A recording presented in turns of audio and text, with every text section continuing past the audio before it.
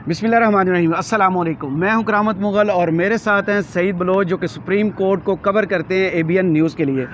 Saeed Bloch साहब, कल 27 अप्रैल है, 26 अप्रैल का हंगामा खेज़ दिन आज तकरीबन अख्ताम को पहुंचा है। काबीना का इजलास हो गया, इत्तेहादी पार्टियों का इजलास हो गया, इस वक्त कौमी असम्बली का इजलास जारी है।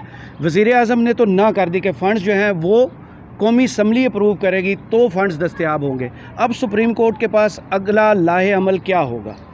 बहुत शुक्रिया करामत मुग़ल साहब। ये तीसरी वार्निंग या तीसरी डेडलाइन आप इसको समझ रहे हैं कि ये सुप्रीम कोर्ट ऑफ पाकिस्तान की जानिब से दी गई थी और बज़ाहिर जो हुकूमत के अब तक के इक़दामात हैं या उनकी जो कारकर्दगी या उनकी जो फुर्तियाँ वो तो यही बता रही हैं कि शायद कल भी जो 27 अप्रैल की तारीख सुप्रीम कोर्ट ऑफ पाकिस्तान ने 19 अप्रैल को दी थी वो भी पूरी होती हमें नज़र नहीं आ रही। उसकी वजह यह है कि हुकूमत अगर संजीदा होती इलेक्शन में जाने के लिए या इलेक्शन कराने के लिए तो ये पहली बार ही हो जाना चाहिए था। ये सुप्रीम कोर्ट ऑफ पाकिस्तान है, ये कोई ट्रायल कोर्ट नहीं है कि आप उस पर तारीख़ लेते रहते हैं, वो कई साल जो है वो केस चलता रहता है। ये सुप्रीम कोर्ट है, 90 रोज़ के अंदर इंतखाबात होने थे। सुप्रीम कोर्ट ने जब अज़ खुद नोटिस लिया था तो उस वक्त भी एक नुक्ता यही उठाया गया था कि जब मामला हाई कोर्ट में था तो सुप्रीम कोर्ट ने क्यों टेकअप किया। सही। उस वक्त फिर ये नुक्ता अदालत की जानिब से उसका ये जवाब दिया गया कि हाई कोर्ट के अंदर केस ज़ेर समात है, लेकिन वहाँ पर समात तकरीबन 14 रोज़ के उसके जो अल्तवा दिया जा रहा है वक्फे से हो रही है। तो जब आपके पास टोटल ब्रैकेट ही 3 महीने या 90 रोज़ की है तो फिर आप 14 रोज़ का उसमें कैसे अल्तवा दे सकते हैं? और हर समात अगर 2 से 3 समातें भी ऐसी हों तो आपके 1.5 माह तो सिर्फ इसी में गुजर जाएंगे।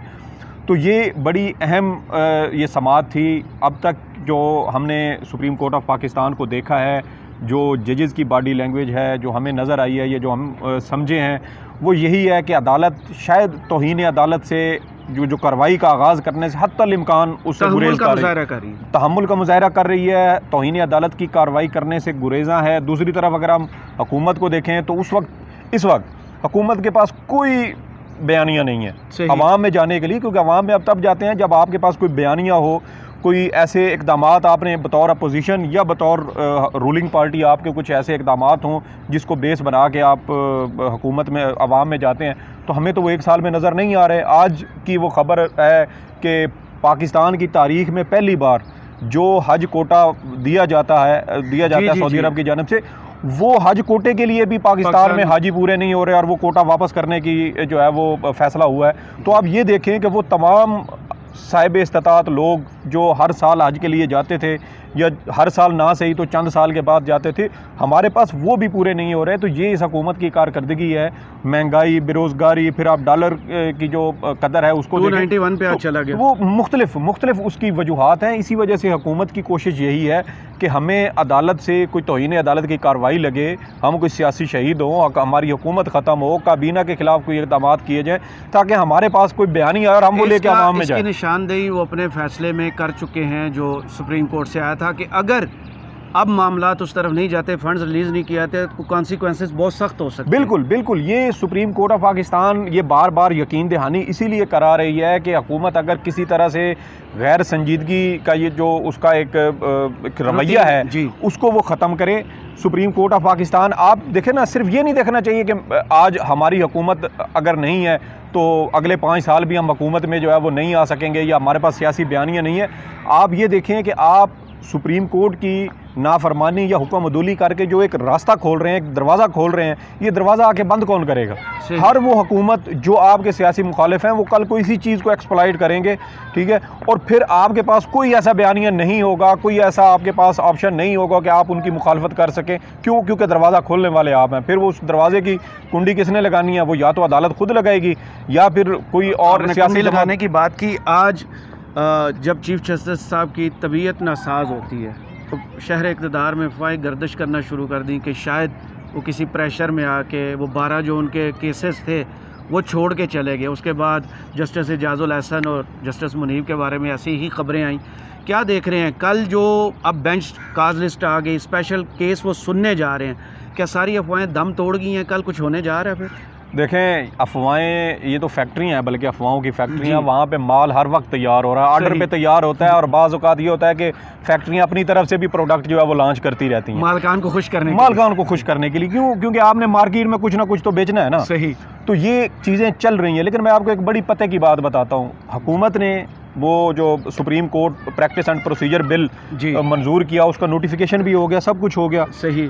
अब होना तो ये चाहिए था कि चीफ जस्टिस के जो मुखालिफ हम ख्याल ग्रुप है, जस्टिस काजी फाइज ईसा का जो ग्रुप है, सात जजेस हैं जी, वो इस जो काज लिस्ट इस हफ्ते की जारी हुई है, इसको वो मुस्तरद कर देते, बेंचेस का हिस्सा ही न बनते, कह देते कि भाई अब जब कानून बन चुका है तो हम तो अब चीफ जस्टिस ये बेंच बनाने का हक ही नहीं रखते। अब तो 3 रुकनी कमेटी बनेगी, वो बेंच तश्कील देंगे, तो उसके बाद ही हम बेंचेस में बैठेंगे। लेकिन आप देखें कि वो तमाम जजेस, उसमें जस्टिस अतर मिनल्ला भी शामिल है, जस्टिस जमाल मंदोखेल भी हैं।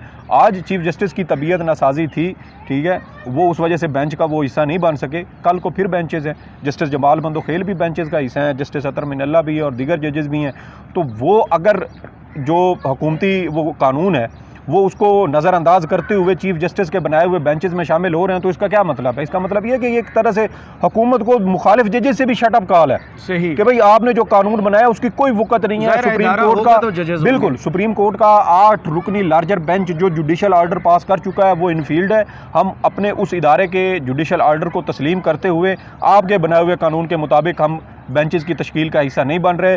चीफ जस्टिस ऑफ पाकिस्तान जो बेंचेस बना रहे हैं हम उसके साथ है। एक तो अफवाह ये जो है वो दम तोड़ गई है। दूसरी बात ये है कि मुख्तलिफ अफवाहें हैं, वो मुलाकातों वाला भी मेरा अगला सवाल आपसे यही था कि कल फुटेज दिखाकर कोई व्लॉगर्स ने कहा कि चीफ जस्टिस साहब जो है मुबैना तौर पे आर्मी चीफ से मुलाकात की है, नाम ले ले के शोर मचाया गया, फेफड़े फाड़ फाड़ के बातें की गई।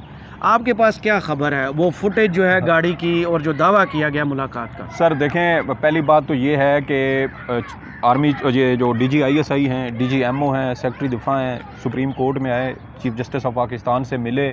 ये मुलाकात सुप्रीम कोर्ट में चीफ जस्टिस के साथ हुई। वहीं कल DGISPR ने उसकी कंफर्मेशन भी दे दी कि मुलाकात हुई है। तमाम तर जो सिचुएशन है, हालात वाक़यात, वो चीफ जस्टिस और अदालत के सामने रखे गए। और उस मुलाकात में सिर्फ चीफ जस्टिस नहीं थे, जो बेंच में दीगर 2 जजेस हैं वो भी उसमें शामिल थे।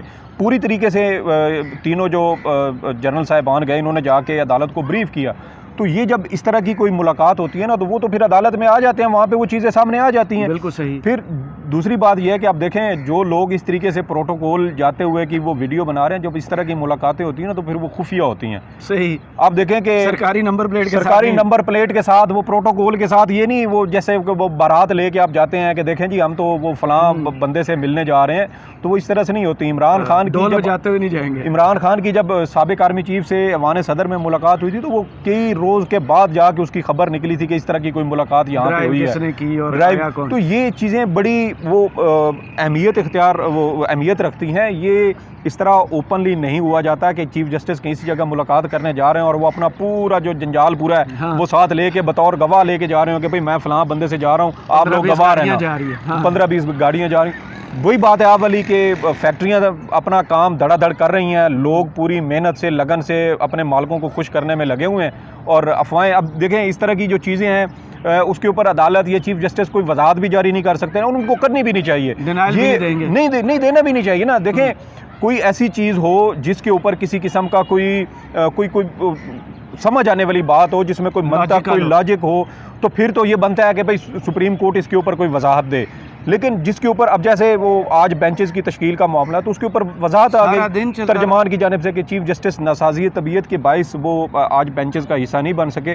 उसके ऊपर भी फिर वही बात है कि अफवाहें शुरू हो गई, ताले लगा दिए, बेंच जजेस के दरमियान इख्तलाफात वाली खबरें एक बार फिर से तो ये एक पूरा आपको पता है कि एक तबका मौजूद है इस हवाले से, जो इस तरह के हालात व वाक़यात को जैसे ही देखता है तो वो अपनी फुलझड़ियाँ छोड़नी शुरू कर देता है। और उनका मकसद ही सिर्फ यही होता है कि अफवाहें फैलाएं, गैर यकीनी की सूरत हाल हो, ताकि लोग कंफ्यूज रहें, जो फ़्लो ऑफ इंफॉर्मेशन है उसको किसी तरीके से मुअत्तल किया जाए और लोगों जो असल मामला है कि इलेक्शन कब होने हैं, हो रहे हैं, नहीं हो रहे मुज़ाकरात, उसकी तरफ ध्यान भी ना जाए। देखें अब असल खबर के ऊपर असल खबर सिर्फ एक है। आप ये जो पिछले 3 से 4 माह 14 जनवरी को पंजाब और 18 जनवरी को KP की असम्बली तहलील हुई, उस वक्त से लेके एक ही पाकिस्तान की सियासत में सिर्फ एक ही ऐसा जो आप समझे कि काम था जो मीडिया के ऊपर आवाम के सामने वो होना चाहिए था, वो क्या था?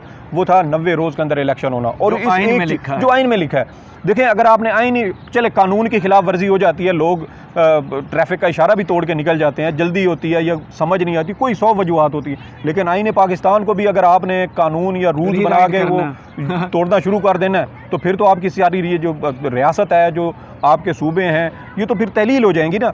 तो ये चीज़ें आपने हर सूरत में मेंटेन रखनी थी, और उस एक काम को, यानी 90 रोज़ में जो इलेक्शन होने थे, उस एक चीज़ को होने से रोकने के लिए आपने अवाम के अंदर आटे का जो एक मसला था वो खड़ा किया, अवाम को जलील व ख्वार किया, आटे के पीछे लगाया, लोग मरे सिर्फ इस वजह से कि ये जो एक आईनी जो ज़रूरत है, जो अवाम का बुनियादी हक़ है, जिसमें आईन पाकिस्तान इन्वॉल्व है, बल्कि पाकिस्तान की सलामती इसमें जो है वो शामिल हो जाती है। आपने उस चीज़ को कवर करने के लिए इतने ज़्यादा मसाइल खड़े किए, जजेस के दरमियान आपने लड़ाइयाँ करवाईं, अब आपने असम्बली से पसंद के जज को प्रमोट किया, बिल्कुल आपने हर वो काम किया है कि हम ये 90 रोज़ में इलेक्शन कराने वाला मामला किसी तरीके से दबा सकें, लेकिन वो मामला नहीं दब रहा।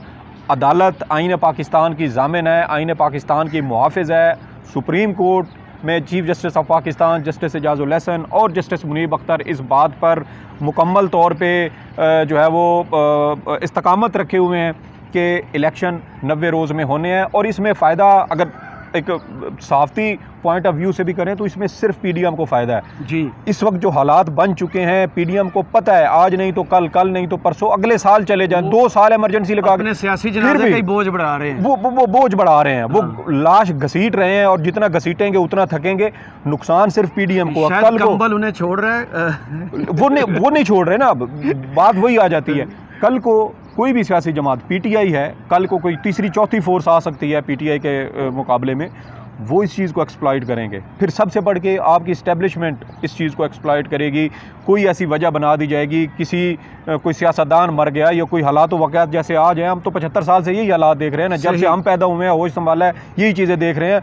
पाकिस्तान तो उसी तरह उसी चक्कर, मुश्किल और नाजुक दौर से, बिल्कुल उसी गोल चक्कर के गिर्द हमारी साइकिल चल रही है, ना मोटरवे पे चढ़ रहे हैं, ना कोई और खड्डे आ रहे हैं, रास्ता बस वहीं घूमते जा रहे हैं। तो ये पीडीएम खुद इस चीज़ को देखे, इसको गौर करे कि ये उनके लिए नुकसानदेह है। कल को आखिरी सवाल आपसे, अगर कल भी फंड्स जमा नहीं होते, फिर तीसरे आर्डर को भी वायलेट कर दिया जाता है, मुस्तरद कर दिया जाता है, सुप्रीम कोर्ट क्या तौहीन अदालत की तरफ जा रही है? बिल्कुल बिल्कुल, क्योंकि जो गुज़श्ता 19 वज़ीर-ए-आज़म काबीना पूरी, देखें इसमें आज आपको याद है जो काबीना का इजलास हुआ है, वो उन्होंने फेडरल गवर्नमेंट को वो चेंज कर दिया, काम में है, ठीक है, मुतलका अथॉरिटीज़, रेलिवेंट अथॉरिटीज़ कर दिया। अब आप जो मर्जी कर लें, रेलिवेंट अथॉरिटीज़ कौन है? सुप्रीम कोर्ट, आपने यही किया ना कि फेडरल गवर्नमेंट को हटा के रेलिवेंट अथॉरिटी, तो सुप्रीम कोर्ट भी यही कर देगी कि जो रेलिवेंट अथॉरिटीज़ हैं वो रेलिवेंट अथॉरिटीज़ कौन है।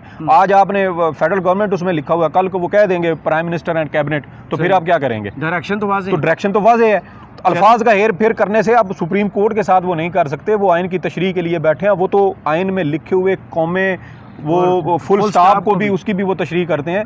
तो ये हेर फेर अल्फाज का मेरे ख्याल में सुप्रीम कोर्ट के सामने तो ये कामयाब नहीं होगा। चलें, बहुत शुक्रिया, कल के डेवलपमेंट कल जानेंगे इनसे। अभी तक के लिए इजाज़त दीजिए, अल्लाह हाफिज़।